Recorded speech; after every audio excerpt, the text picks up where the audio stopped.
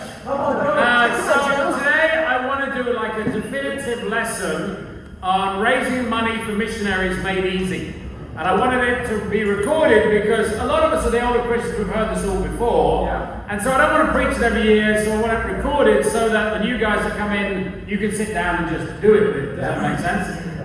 Because I believe that money and learning about money is a way of life, not something you should have to keep reteaching. Yeah. So if you older Christians, bear with me. You've heard a lot of this before, but actually some of you are in here.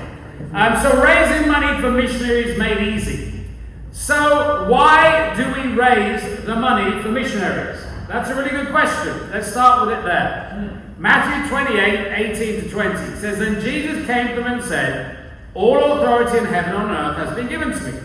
Therefore go and make disciples of all nations, baptize them in the name of the Father and the Son and the Holy Spirit, and teach them to obey everything I have commanded you, and surely I am with you always to the very end of the age.'" We give money to evangelize the world. It's that simple. And you go, well, yeah, that sounds great, but where has it gone? So here I've actually put the latest crown of thorns in, okay, which is a document that shows you how many churches have been sent out in the last 16 years, okay, and particularly the countries. So as of the end of this year, there will be a church, at least one church, in every of the 52 states of America. 50 states of America, thank you, Pete. Okay, I'm looking for support here. Okay, but then you see what we did was we sent out major cities in phase 1, Santiago, Chile, London, Sao Paulo, Brazil, Mexico, Paris, Sydney, Chile, Moscow, Manila, Lagos, Dubai, and Hong Kong. And then from there, we said, okay, if you're going to have a major city in this area, you target those different areas. So we're Austral China, so that means from Sydney you target New Zealand, etc. like that. And it literally shows all the churches. And what's really great is alphabetical. You think, okay, Afghanistan's in it. I'm pretty excited. We haven't got a church there yet. Pretty excited to think that we're going to plant one in Afghanistan. North Korea is there. Okay, I hear James Gow is, kind of off himself. I could be making history here. Okay, all right. Then we have the pillar churches. Like I said, you have key churches that then send out the different regions. So we give the money because there are 8 billion people to be saved. It's that simple. Yeah. So if you think about, God through us sent out 24 churches last year. Okay, even just from this little church, which is why there's a few empty chairs, 3 churches were planted: Fiji, Brisbane, and Melbourne. And that all costs money, and we do it on a shoestring budget. Okay, so if you think about a church this size has raised the money to send out just a few churches, that shows you the shoestring budget. So the reason we do it, because we think about these 8 billion people, how many of those 8 billion people believe in Jesus as a way to go to heaven? Alright, well, if you take out the atheists, the Muslims, it gets smaller and smaller and smaller and smaller. Then you think of those people that actually do believe that Jesus is the way, and then you talk about false doctrines, lifestyle, etc., and it gets smaller and smaller and smaller. My point being, there are far more people that need saving than don't. Okay? So it's that logical. What is our charge? It's Austral China.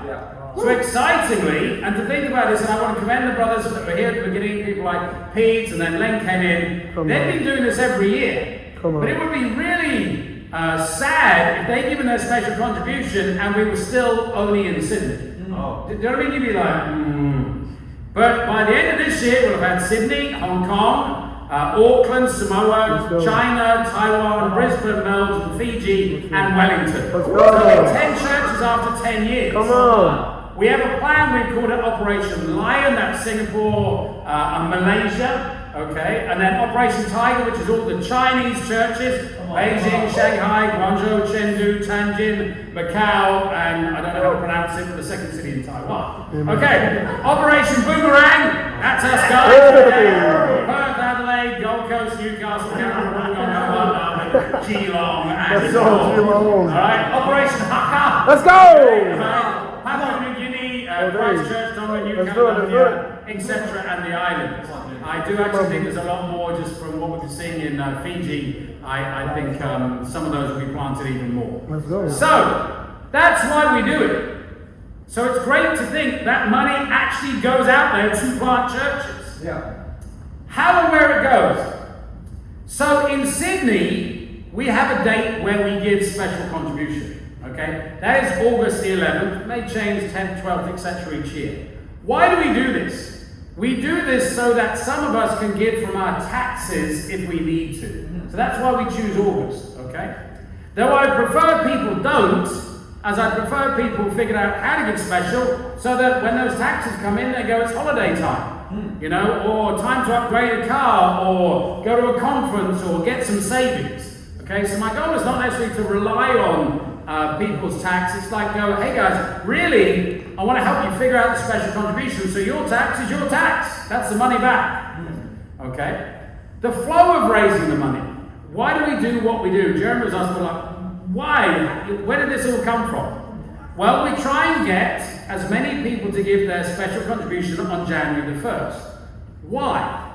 December is the easiest month to make extra money. There are more retail jobs, there's more people that don't want to work because they're on holiday, some of us have school break, etc. So really, it's the best time to go. If we really push in December, you can give it in January. Of course, the other thing is, I don't want to be talking to people about money all year. Alright? So you go, hey, you give in January 1st. I don't even talk to Len or Obed or these guys. It's like, it's just not a conversation. Okay? I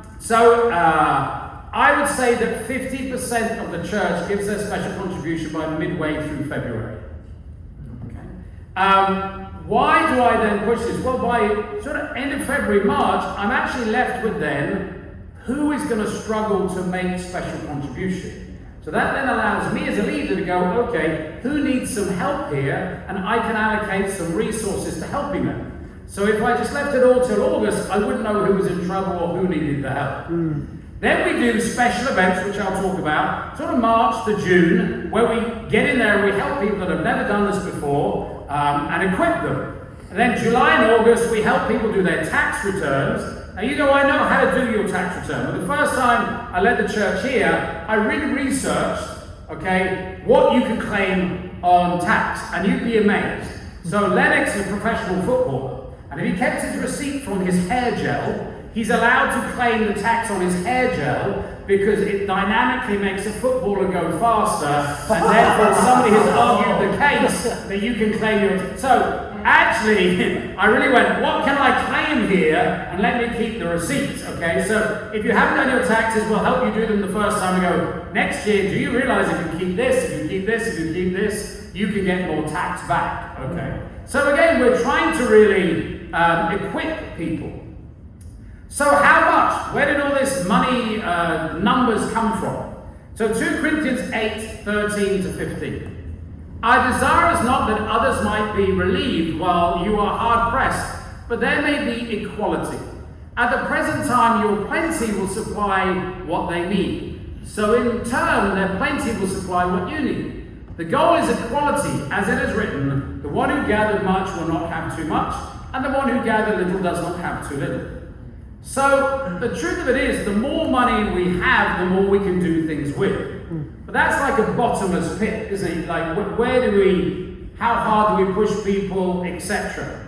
And we don't want to overburden people. We're in it for the long haul. We're trying to evangelize the world, not just trying to evangelize around the corner really, really quickly. So as I started to lead the church, I tried different methodologies, different etc. And I had to let the church and reactions teach me what is possible.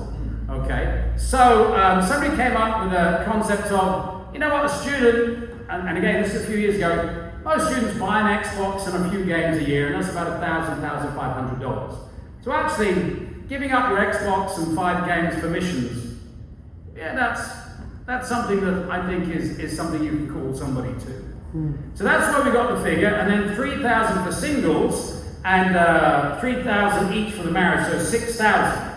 The other thing is, we figured out that you can most probably raise in one Saturday between $1,000 and $3,000 with a little group of you, and I'll share some examples about how to do that. So they're the things that we learned. So we chose a figure that, okay, this is a challenge, but it's not too much of a challenge, okay? And then we tried it out, and we've been quite successful with that. So if you're new, then we'll teach you how to do that, how to get your head around it, okay? These amounts seem very manageable with support and help. Then, as a church leader, I need to be really good with money, looking at the budget and going, with that amount of money, how many people can I send out? How many mission teams can I send out? And again, the better I've got at doing mission teams, then the cheaper they are, because I figured out, okay, this doesn't cost so much, we might be able to get some free rent there, etc. So it's all a learning process. But to say that we've all been able to club in together and send out 3 mission teams with Auckland and stuff is a really, really great victory, considering, we're only a small little group. So the byproduct, and I have a real conviction on this, of learning to raise money. So you do things for God, but there's always byproducts in your life, there's always benefits in your life, is to teach life skills. So Ephesians 4:11 says, so Christ himself gave the apostles, the prophets and the evangelists, and pastors and teachers to equip his people for works of service so that the body of Christ may be built up. Now, many people come from broken homes. Many people's parents don't train them in life skills, don't train them how to deal with money, all that different type of stuff. So what I try and do is, with all the leadership, is train people how to earn extra money on the side. Why? So that if they go into debt, they can get out of debt. And then also that they don't have to go into debt. So, you have your budget, then your car blows up, you go, where am I going to get $1,000 from? Well, if you know how to raise $1,000 for missions, then you take that skill and you just go, right, James, can you help me? I need $1,000. Can we do what we did for special on the weekend? And I'm gonna, so you don't go into debt. So we need an upskill. We should all have the ability to raise money outside of our income very, very easily. Then we won't ever feel burdened. Okay? Because God doesn't want us to feel burdened. He wants us to feel challenged sometimes, but we need to upskill individuals so that they don't feel challenged. I would rather know how to make $1 million than have $1 million. Yeah. If I had $1 million and I lost it, what do I do? But if I know how to make $1 million, it doesn't matter whether I've got it or not. Does that make sense? So it's about building people's life skills. So all of your money goes to people. So let's just take the example of the Fiji mission team as I've just come back. Not only do they have their baptism on Sunday, they've got another one this Sunday, they've got another 2 the week after. All right, which is pretty encouraging. So for somebody like Paul, okay, who left a professional job, he came here from India, did his masters, had a professional job. He's given that up, and he'll be on about $15,000 a year for the total year. Okay, so the mission team has 5 missionaries. You can add that up, how much that is per year. That's where it goes. But then there was the flights to get over there, the housing, the medical bills, venues, banners. You can start to see it all starts to add up. And then last week when I got back, I went and there were some things that they needed. So I've got some pictures in here that Paul sent me through. All right, so there's the bunk bed. So this is in the brother's house, and that's already been filled by the guy that's getting baptized this weekend. There is their food, and they've got a microwave and a rice cooker there. You can see that's where your money went. The other bunk bed is with the sisters. There's a table outside so they can study the Bible. There is their washing machine that you bought them, so Paul doesn't have to spend 7 hours going and doing his washing. And then Paul suddenly had a toothache, and of course he can't afford it. And that is his tooth that was pulled out yesterday. It was his back wisdom teeth. Okay, so you see that we send him to a real clinic, not a Fijian around the corner with a pair of pliers. Okay, but you have to understand, if he's on the mission field, he doesn't have that money. Okay, so that's where our money goes. I do like to put photos in there because it makes it really, really real. Okay, so either you could go to Fiji and have your tooth pulled out there, or you could be here and supply the money. I don't know which one. Okay, right. So, point 1, choose the easiest way for you to raise the money. That's what we want to talk about, is what works for you. Proverbs 14:23. All hard work brings a profit, but mere talk leads only to poverty. You know, some of you just take from what you have. You know, the easiest way is to get from your regular work. So, some of you have jobs, like say Len's got a professional company and runs his own company. It may just be easy for him to just give it, because for him to pull his head out of his own business and then go and sell cupcakes or something, that's actually more hard work than just getting an extra client. You earn enough to give. For some of us, it's a question of just getting some extra shifts to cover the amount. So if it's at Christmas, or if you're a nurse, you take on a couple of extra shifts. And that's cool, there's nothing wrong with that. That's easy for you, so just make it easy. I think about some extra things. If you work as if you work for Jesus excellently, I mean, if you're really excellent at your job, Colossians 3:23, whatever you do, work at it with all your heart, as working for the Lord, not for human masters, then you should be getting bonuses in certain jobs and promotions. Most jobs I've ever had, I've got promotions in. With the promotions come a pay rise, 2,000 or 3,000. Well, that's your special contribution.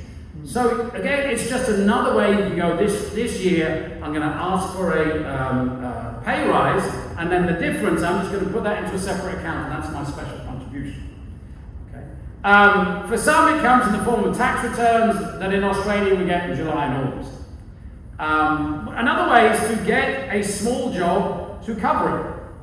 So Jordan traditionally gets construction jobs for 2 weeks over the Christmas holiday period. Why? It's stinking hot, nobody wants to do it, they're in holiday mode, they're a lot easier to get. Found them on Gumtree and can make about 1,500 over 2 weeks, or 10 days. So as a student, he can knock that over and go, you know what, every Christmas I just do that, hand it in January, and that's it. I know one of my friends actually decided he would get an early morning paper round, okay, which, to deliver the papers to people's homes, and he would use that for his quiet time. And it wasn't a lot every day, but he went, well, I'm out praying anyway, so I'll just pick them up. I know with my son, the first time he said he wanted a computer, he was maybe 8 or 9. I said, you've got to work for it. Okay, so Coles and Woolworths have these little magazines that you hand out, so every Sunday night they'd drop them at ours, and as a family we would put them all together, and then he'd put his sack on Monday and go around after predominantly Kerry and I helped him, okay, but he was able to raise $1,500 for a really great computer over a year. So if my 8-year-old son can do it, we can do something like that. Sure. Make use of peak times, especially related to companies. So think about it, because I'm not just teaching you for this year's special contributions, every year's. So at Christmas, apply for a job at Amazon. Why? It goes nuts, okay? And it's a job, if you're just doing that, you can pray, okay? So think about how you're going to do it year on year. Another thing, sell some things. Luke 12:15, then he said to them, watch out, be on your guard against all kinds of greed. Life does not consist in an abundance of possessions. So many come in the kingdom with more possessions than they need. So a lot of the time you come and you go, I've got too many Air Jordans and too many this and too many that, and you go, so your first year is actually quite easy. You just look at your cup and go, yeah, I don't need half that stuff. Many, even as Christians, and I fall into this, I've had a good year and I've accumulated some things that maybe I shouldn't have. Maybe too many figurines, and I meant that's coming to an end now. Ask yourself, if you sold all your possessions, clothes, games, records that you have not used in the last 6 months, things that for the most part you don't need, how easy would it be to raise money for missions? For some of us, it's just another idea. You went, actually that'd be pretty easy. Many ways to sell: Facebook Marketplace, Gumtree, markets, garage sales, etc. The second thing I want to talk about is have fun with this. I don't look at special contribution as a burden. I've always looked at it as something I make a lot of fun out of. You may even turn into a career. So think about dog walking and dog sitting. So there's a website here about how to start your own business on dog walking. There's a lady I met down the park, and she said I was in the corporate world and I was just had enough. And then I was made redundant, and then some people asked me to walk their dogs, and I started a business. Said 20 years later, and I've never gone back. So I've just started to walk dogs, and I've chosen small dogs. I pick them up here and here, and it's a much happier life than corporate. I think cleaning business. I was talking to one of the guys about this example. So our house at the bottom of our road has just been turned into an Airbnb. Airbnb, and I was talking about it, I thought, that'd be an easy way to make money. Airbnb, you know where they are, you just put them onto Airbnb. When you get a bill for Airbnb, it says this is the cleaning fee. It's a certain percentage, like $200 or whatever it is. So you know what the cleaning fee is. So if you literally just put in Airbnbs in my area, you could email them through Airbnb, because it says send an inquiry, and go, what's your cleaner like? Can I become your cleaner? I'll do the next 2 houses for free.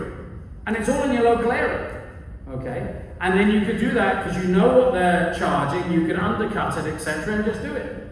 And you can start your own business. A friend, David Boise, who came, a psychologist who came and gave us a talk, his daughter, after university, just set up a cleaning business. And that's her cleaning business. And she got some massive award on television for doing it. And she just went, you know what, I'm making so much money out of this, why am I actually following what my degree is for? I think apps, you got so many apps about how to make money, okay, like Mabel, for independent support workers. When Eric came back from being a missionary, so he hadn't really got any stable job for some years, he came back and just got a job on there supporting somebody with special needs. Then he applied to City Uni, which is possibly one of the best payers in the whole of Australia, and they were looking for somebody that took that experience and he got a job with them and gets paid really high work. So there are many apps where you can do these sorts of things and just earn extra money.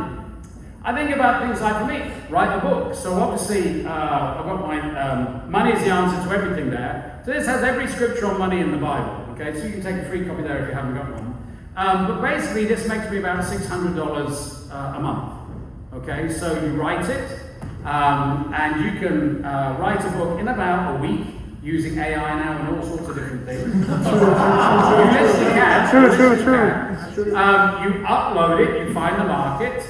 Amazon takes out all the taxes, so they just send me a certain amount. I don't do anything anymore. I then got the YouTube channel up, put the sermons up, and thank you guys for, they're already there. Start a YouTube channel, and at the end of it, there's a, and if you'd like to know more about Dr. Joe Willis, get his book, and it does itself, just a perpetual income. So what I'm basically saying is there are so many ways that you can make money. The special contribution, if you get your head around it, it really shouldn't be an issue. Not only that, fear of not having money should go away. Buy and sell things. So this is where the fun comes in. So Jeremy Beck and his family are moving back and forward. We're very excited. He made a special $6,000 one year by getting things from Facebook for completely free or very minimum amount, and then on selling it. All right, and my favorite one is he found a very expensive Japanese either washing machine or fridge or something like that. The guy goes, it doesn't work. He goes, well, what's wrong with it? And he said, well, there's this part. So Jeremy then found out where the part was, $50 from Japan, got it, and then sold it for $400. And he used to go around, and he actually had a car like where it's like a two-seater, and he'd be picking up stuff and everything like this, and it was just fun. I think Len does luxury cars, so he has his own business, etc. But on the side, he just takes luxury cars and flips them, and that's how he does it. And actually, him and Kira last year, after they gave their special contribution, they just had a competition, husband and wife, like how much money can we make on top? Let's have a bit of competition. They just made it fun. That inspired people like Emmanuel, who went on to lead Melbourne. He just got into, I'm going to get carpets. I'm going to get carpets free on Gumtree and Facebook Marketplace, clean them, and then just put them back up for a load of money. And that's what he would do. So in all ways, you can do things, but it just takes initiative. So when he went down to Melbourne, all that furniture they got down in that house on there was just free, because he just knew how to do it, because he had a life skill. And for me, my figurines, okay, I keep talking about them. Here they are. Okay, that's my Napoleonic figurine. Okay. So I found 2,000 of these, and they were trying to sell them for $2,000. It was a deceased state. So I got Manny to bid 800, and then I bid 1,000. So she took 1,000. Okay. And I basically de-glued them, everything like that. touched them up a bit, put them on different coins, did the grass, etc. So I now have 2,000 of these. Okay, so even if I sold them at 50 cents, I'd make my money back. They go for about $8 or $9. Okay, so that's about $8,000, $10,000 just made there. And it's just fun for me. I just do it late at night, bit here, bit glue here, bit there, bit there. So again, I want to make it fun. Other things I do is on my Facebook Marketplace, I put what I look for 400 kilometers. And the reason I do this is I rely on people's laziness for me to make money. So I found 3 incredibly beautifully framed Lord of the Rings maps, okay, and they were in the middle of nowhere, all right, and I got them down to $150 for the 3 of them. They're worth about $300 to $500 each, okay, but I knew if you're in Sydney, you go, I can't be bothered to drive out there. So I got my little green car, I got Jack and Alistair, and we had a 3-hour prayer. We drove up there at 6 a.m. on a Saturday morning, we were back by about 9:15. And I got these, and then you can flip them, and then, because I live in Forest Lodge in the middle of Sydney, I then put them up on Marketplace, and then people come and buy them. The petrol cost me $55. So you're already tripling your money. And all I did was pray for 3 hours with 2 of my mates. Does that make it so? For me, it's fun. Other things now. There is never an excuse not to have money or contribution. You can make so much money online. You never even have to leave your house. Okay, you just type into Google companies that pay you to watch movies. Netflix will pay you money to watch movies. Did you know that? Okay, now that's fun, right? Okay, as long as it's the right movies. There are actually about 4 or 5 companies that will pay you if you type it in to watch a movie. King's Life. Oh my goodness. Okay. There are so many ways to make money without even leaving your homes. I've just taken photos here because I know the websites come and go. But watching ads, mypoints.com, inboxdollar.com, adwallet.com, these are all $100 a day things that you can do. Okay, so 15 days you've made a special contribution. Listening to music, $65 a day. Silencethepie.com, playlistpush.com, collect.dm.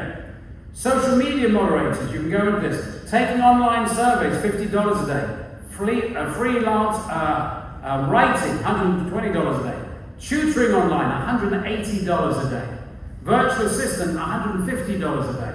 Transcript jobs, website testing, $150 a day. Don't you guys do that with our website? And I don't pay you anything. I mean, here's where you go get your money. What I'm saying is, I just don't think people understand how easy it is to make money, and hence why I wanted to do the talk. Right? Money-making ways for all circumstances. You just have to type into Google your situation. So I just put in jobs online for stay-at-home mums. Okay? Jobs for Tongans that like rugby. Okay? Jobs for mainline Chinese people who don't speak much English. You just type in whatever you are, and it will spit up for you how to make money. Are you starting to understand that actually it's not a big issue making money? It's just about understanding how to. The next thing I want to talk about is plundering the Egyptians. So Exodus 3:20 says, every woman is to ask her neighbor and any woman living in her house for articles of silver and gold and for clothing, which you will put on your sons and daughters, and so you will plunder the Egyptians. So all the way through the Bible, God encourages his people to take money from the ungodly to build up his kingdom. Let me just say that again. All the way through the Bible, God encourages the righteous to take the gold and the money from the unrighteous to build the kingdom. Whether it's leaving Egypt and plundering the Egyptians, or whether it's going back to Jerusalem. There's a whole chapter in that in the money book about how to do that. So non-Christians have lots of money. Look at how they spend it on possessions. I've got a friend who used to be in the church who bought a Maserati for $240,000 last year and can't afford to insure it. Okay, so my little green car will go further than his. Does that make sense? But you understand how people do really silly things, right? So they spend enormous amounts on holidays and then come back and go, I didn't enjoy it. On cars, on non-eternal things. So think about how God feels about that. So God looks down upon the earth and he sees the starving and he sees the this and he sees the that, and he goes sees somebody to go buy a Ferrari. How do you think that makes God feel? So we get really weird about all this, but put yourself in his shoes. God, we've seen that verse that goes, I believe in equality. I want everybody to have a fair chance. That's what I want. That's not what man wants. Man is very self-centered. He goes, I want. So you've got people with no clothes and people with more clothes than they'll ever wear. You've got people with no food and people with 8 cars in their garage. So once you understand that, God says that his plan is for them to hand their money over to the righteous. He said, that's my plan. Ecclesiastes 2:26. To the person who pleases him, God gives wisdom, knowledge, and happiness. But to the sinner, he gives the task of gathering and storing up wealth, to hand it over to the one who pleases him. This too is meaningless to chasing after the wind. So God goes, you know what they're useful for? Giving the kingdom money. So whether it's king of Babylon, whether it was Pharaoh, he goes, the only thing they're good for is to supply the money for the Israelites to go and build their kingdom. Once you get that conviction and you stop being religious, you go, that money's mine to get. And once you get that, life gets very, very easy. We can do this in many ways. And again, want it to be fun. So when I was in LA, I typed up most profitable event for somebody to raise money for charity. And it said marathon. Okay, so they said, people will give you $150 just to see you do it.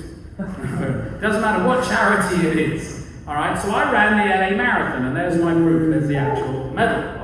I'd never run a marathon before, I'd never run more than 4 miles, you can tell, but I'm not exactly from Kenya, okay, or somewhere like that. But I decided to have a lot of fun with it, and I was able to raise thousands of dollars. Pete then got on board and ran the Hollywood Marathon, right? The Hollywood Marathon. Not only that, it was, not a pretty sight, my marathon, but I finished in 5.5 hours. However, it then got me into, I really want to see if I can do a half marathon and run everything. So I then came to Australia and I did my own personal marathon, ran half marathon, 1 hour and 55. Then I trained something like 15 people inside the church to run a marathon, and we raised something like $15,000. All of that was fun. I've always done fun things like that. So in England, there's a wall called Hadrian's Wall, which to keep the Scottish out from England. So it's 72 miles long, just in the northern part of England. I spent 3.5 days with a whole load of Christians raising money just walking it. It was so much fun. It was a great event. So if you get your head around special contribution at the beginning of the year, you can do something really amazing and have fun. I actually spoke about this and tried to convince a Chinese brother to do the marathon. And he said, actually, I'll tell you what, I'm not going to do the marathon. I'm just going to ask all my friends, see if they'll give me money as if I've done a marathon. I went, okay, all right. And he did, and he raised a special contribution. He said, if I was to do a marathon for charity, would you give me the money? Oh, yes. Well, now I know you've got the money. Can you give it to me anyway? Reminds me of Proverbs 28:1. The righteous are as bold as a lion. He goes, I think I'm smarter than you, Joe. And I went, yeah, I think you are. Okay. I think about garage sales. We go, I've got nothing to sell. When I was in LA, we went as missionaries, so we just went with our suitcases. So I went around the neighborhood and I door knocked all of my neighborhood and went, hey, have you got anything that you would like to get rid of that I could sell in a garage sale for charity up the road? And all the wives went, yes, I've got lots of stuff of his I could throw out. Okay? And I said, well, I'll come and pick it up on next Saturday. And we went and collected it all. And we made a whole load of money selling other people's excess possessions that we didn't have anything for. I think some other things we've done. We sold cupcakes. So Kira, Len's wife, went up to the Blue Mountains and went on one of these courses where you actually know how to make a big cupcake. It was amazing. And she taught everybody to make these cupcakes. They're amazing, how to box them and everything like that. And then we spent a day selling these cupcakes. And just University of New South Wales, we found a football pitch where there were like, I don't know, 2,000 kids playing football. And we brought the car, we opened it up, we went there and said selling them and in boxes of 6. They were beautifully arranged, and in one note there's all pictures of them and everything. And as the mum came off, with holding their kid's water bottle and their big purse and everything like that, the kids saw these amazing cupcakes and went, sugar, sugar, mum. And they ran up and they said, can I have some? And then mum's like, can I just have one? So we only sell them in boxes of 6 for $20. We made over $2,000 just on that one store, one day. I think it was worth about $5,000 across the church. Balloon sales, this is the best by far. Kudos to Pete. Come on, Pete. Okay, so last year, this was the second year he did it. He imported balloons from China, you put the lights on them and everything like that. And then he sold them at Vivid for 3-4 days, something like that. Made $17,000. So I thought about that and I thought, this is life skills. So if Pete suddenly needed $15,000 for whatever reason, he'd go, you know what, I can cover that at Vivid. I can go, you know what guys, I need some help here, I've got some challenges, etc. Let's do that. So here's a mature man who goes, if I get into trouble, my kids need a bit of education or stuff like that, no worries, I'm selling balloons. There are endless ideas. They're all in Google, all right? Just type in things like top 10 ways to earn $15,000 in, and then put your city. So I went over and did a whole talk for Los Angeles about this, and I didn't know what was going on in Los Angeles, so I just typed in top 10 ways. And I had to do 4 lessons, Thursday, Friday, Saturday, Sunday. And I got the leaders of the church first. I go, you can raise money. And I know it because this website says it. I want all the leaders to go and do them. And then text me, basically, do they work? And the next day I got all these texts back. And so on Friday night I went, I know they work because he did this and he did this. And then you go and do it. And then they text me. By Sunday it was like, I had so many ideas of how they could do it. And all I did was look up within LA 10 ways to get $15,000. There's even an app over there that if you play the fruit machine, it gives you money. It's just crazy stuff. Type in, I can't believe he made $1 million from that. Do you know somebody became a millionaire by selling rocks? Pet rocks. Okay, the picture is there, and the YouTube is there. He got a rock, put 2 goggles on it, and sold them. Became a millionaire. Now let me just say that again. He got rocks, put goggles on it, and made $1 million. So you think you've got a crazy idea. That's pretty stupid to me. It also tells you how stupid people are. Does that make sense? Pet rocks. Okay. Type in things like highest paid unskilled jobs in your city. I know when Millie got jobs at Sydney Uni, she had some of the Christians working there for $37 an hour, putting library books back on the shelf. Let me just say that again. $37 an hour, putting library books back on the shelf. As I worked in recruitment, what I realized there is no rhyme or reason why people get paid what they do. All right? I know when I was in hotel management, this really disillusioned me actually. So I've been professionally trained, went to France, Switzerland, everything like that, and I get an assistant general manager job in this 4-star hotel, and I'd be on the equivalent today of say $60,000. Somebody would then be working for McDonald's as the manager at 21 and being $120,000. And what I realized is because a McDonald's makes you far more money than a 4-star hotel. That's why. But I think about, they may be hard. Aria got a job there, got fired, and she went, Aria, I'm going to get there. And I don't know how many jobs she applied for a week, like 60, until she got back in. Because she went, this is great, my daughter works for them. They have the best super, they have, she's 25, she's just bought her first house, has no debt, no student debt, has also done her nutrition degree at the same time, as much more than $140,000. Why? Because we've instilled in her, the world is open, go get your money. Now she's also very kind and generous and everything like that. So, what I'm saying here is, you choose how you make the money. But I want you to understand, it's out there. All right? Not only to raise money for missions, but you must upskill yourself so you never have a fear of an extra high electricity bill or a blowout on your car. God doesn't want you living in fear. He wants you to be skilled so you don't have fear. Mm-hmm. Point 2, seek and you will find. Some of the basic scriptures. Matthew 7 verse 7. Ask and it will be given to you, seek and you will find, knock and the door will be opened to you. For everyone who asks receives, the one who seeks finds, and to the one who knocks the door will be opened. Which of you, if your son asks for bread, will give him a stone? Or if he asks for a fish, will give him a snake? If you then, though you are evil, know how to give good gifts to your children, how much more will your Father in heaven give good gifts to those who ask? So you go, this is really, really simple. We go, most people go, if you ask, it's all about bread. But God's going, I'll give you your material needs here.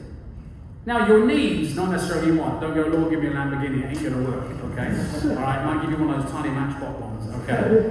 The truth is, money is easy to make if you work hard. That's the truth. I think when Emmanuel, through persecution, was kicked out of his family home and had to put himself through university, he would get up at 3:30, he would go to TNT, he'd work from 4 a.m. to 8 a.m., 5 days a week, and earn enough money to put himself through university. He'd be back on campus. It was a job where he could pray as they packed, do his Bible study, be on campus, and he passed his degree at Sydney University. That's just hard work. Most people go, that's not the life I want to live. But that's hard work. Most people remain financially unstable because they either overspend, make bad decisions, or are lazy. That's just a fact. They do not seek, look, or knock. I remember when Pete's gone through several challenges. You've got a job, right, Pete? Yes. Awesome, good job. All right. Okay. I remember when it was tough. This was a classic for me. He stood at town hall on a hot day, went into Coles opposite, bought bottles of water, 12s or 16s. So I don't know how many, like say 12 for like $3. Walked out and sold them each for $1. And then went back, when he sold those, walked back into Coles, came back out, sold them for $1, walked back in and sold them for $1. Anybody can do that. Anybody. That's hard work in the hot sun. But don't tell me you can't earn money.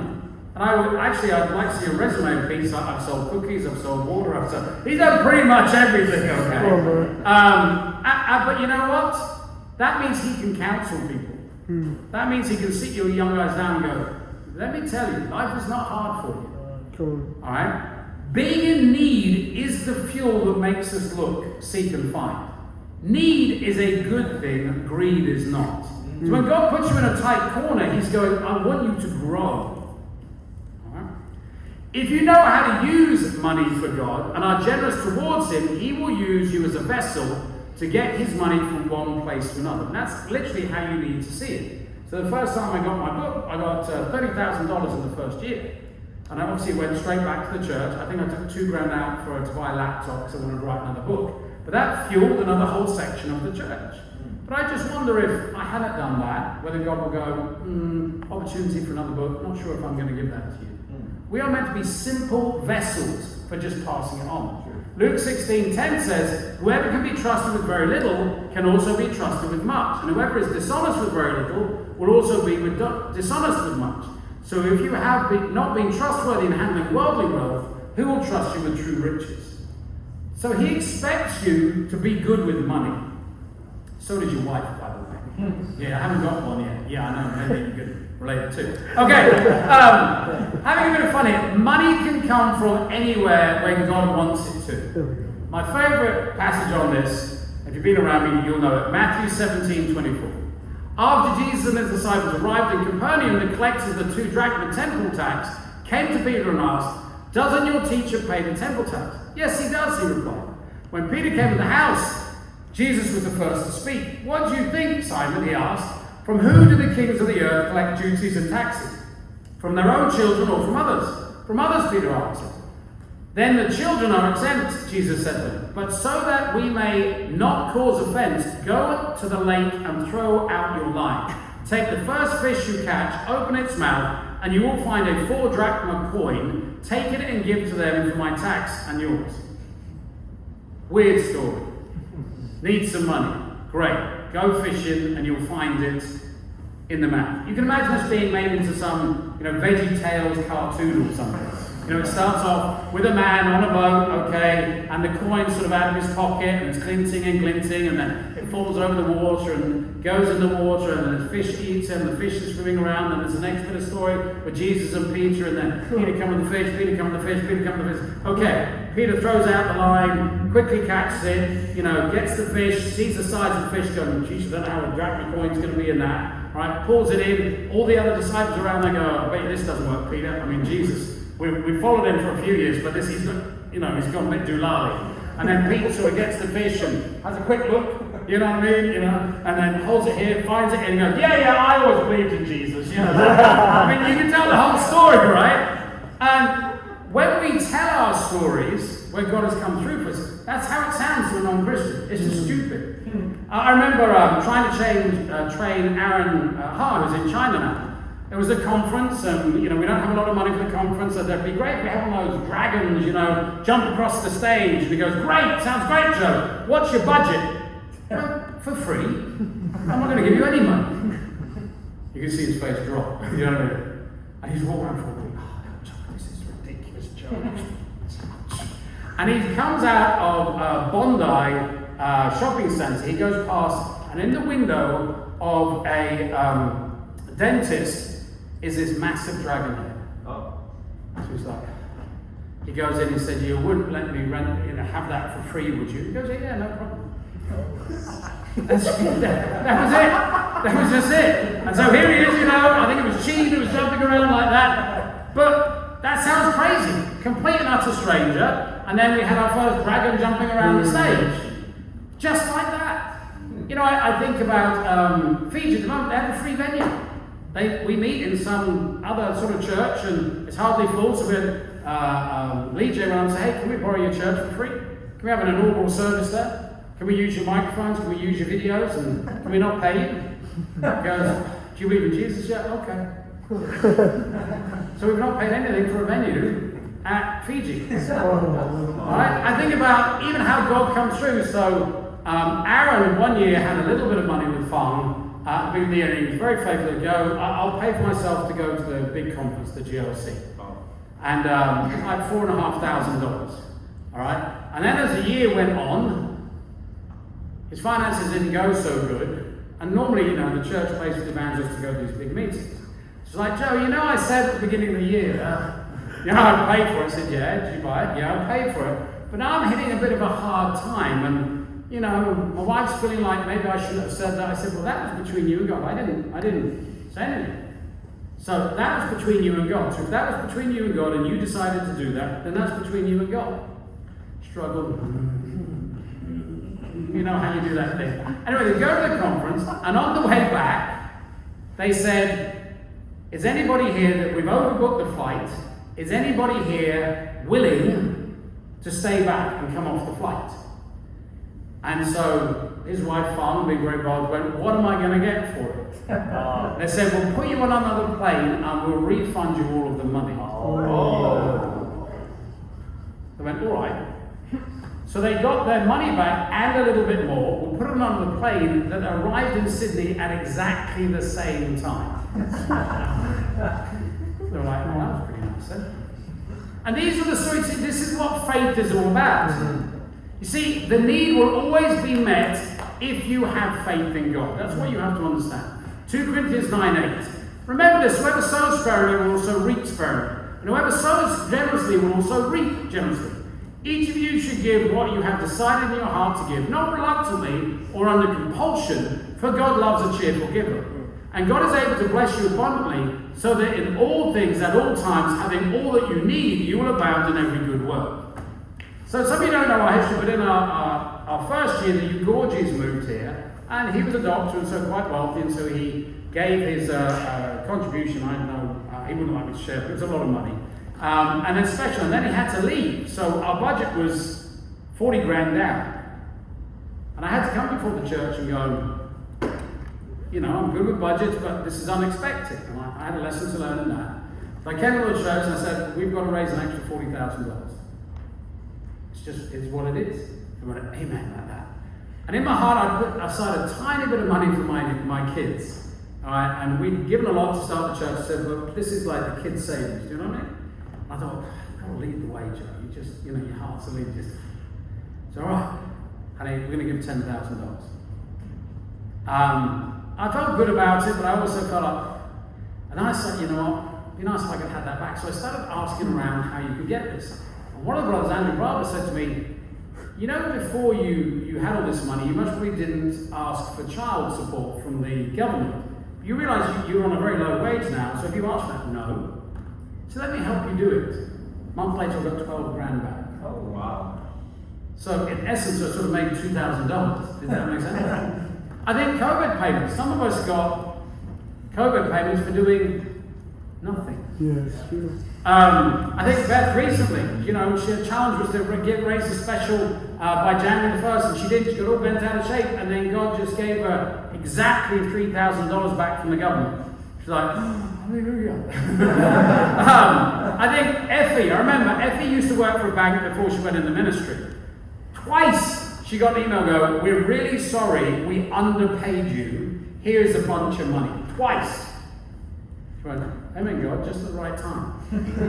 My personal favourite for me was, and this was, I've been a Christian 10 years, I wasn't as good as I am with money now and everything. And the kids were maybe about 2, and England's a little bit more challenged to make money than Australia. And I got a tax bill for something like £2,000, $4,000. And I just wrote back to them and went, I think you're wrong. And then I got another bill back, $400. I went, I still think you're wrong. No justification, and they sent me a check for £2,000. There was no logic to it. It was just, what am I going to do? I don't have the money. But you see, these are all part of my personal relationship with God. They're part of my life story. So, I want to talk to you about raising special contribution for this year, but I want you to understand what it's all about. It's about your relationship with God. It's about having fun for the rest of your life. It's about doing crazy things. Why don't I go walk from here to Wollongong or something? I mean, what can you do? Walk around Uluru? I don't know. There's so many amazing things you can get your head around if you set your mind in the right way.